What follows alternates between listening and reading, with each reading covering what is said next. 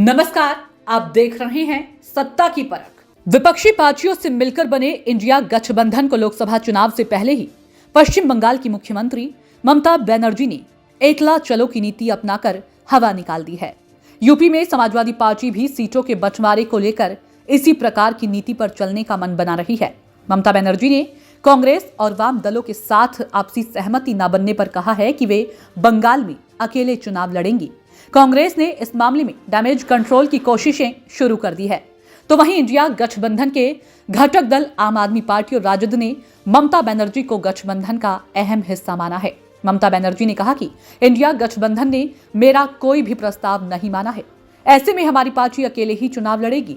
उन्होंने कहा कि बंगाल में किसी भी पार्टी में तालमेल नहीं है। इतना ही नहीं, उन्होंने आरोप लगाया कि राहुल गांधी की भारत जोड़ो न्याय यात्रा के लिए भी उन्हें अब तक न्योता नहीं भेजा गया है। इंडिया गठबंधन को ममता बनर्जी के बयान पर कांग्रेस के महासचिव जयराम रमेश ने कहा कि लंबे समय में स्पीड ब्रेकर आती हैं, लेकिन ममता बनर्जी और टीएमसी के बिना गठबंधन की कल्पना नहीं की जा सकती है।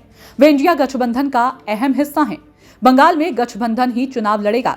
भारत जोड़ो न्याय यात्रा में नहीं बुलाए जाने की ममता के आरोप पर रमेश ने कहा कि कांग्रेस अध्यक्ष मल्लिकार्जुन खड़गे ने सभी दलों से बात की है और उनसे संपर्क में भी है। ममता को भी न्याय यात्रा में आने का न्योता भेजा गया है। हम उनसे बात करके बीच का रास्ता निकालेंगे।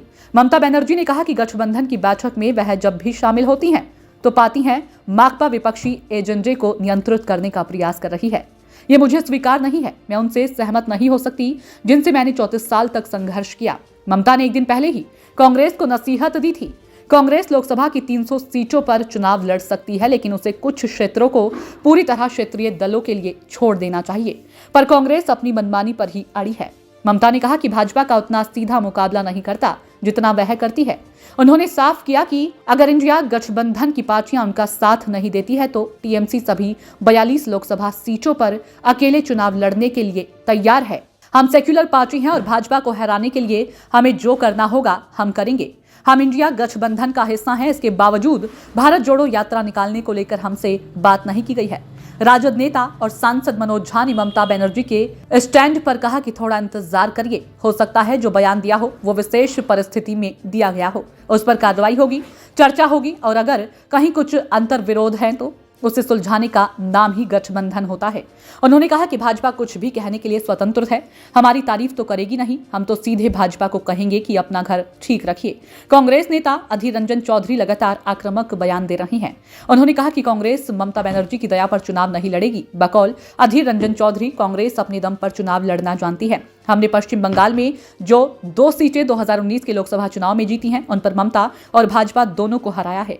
उन्होंने कहा कि ममता अवसरवादी है। वे 2011 में कांग्रेस की कृपा से सत्ता में आई।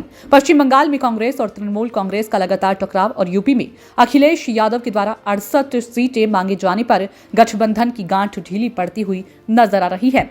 गठबंधन के सहयोगी दलों का कहना है कि जब लोकसभा चुनाव सिर पर खड़े हैं तो राहुल गांधी की भारत जोड़ो न्याय यात्रा का कोई औचित्य नहीं रह जाता है। अब देखना है कि गठबंधन कहां तक मजबूत रहता है। सत्ता की परख के लिए अवधेश कुमार सिंह की रिपोर्ट।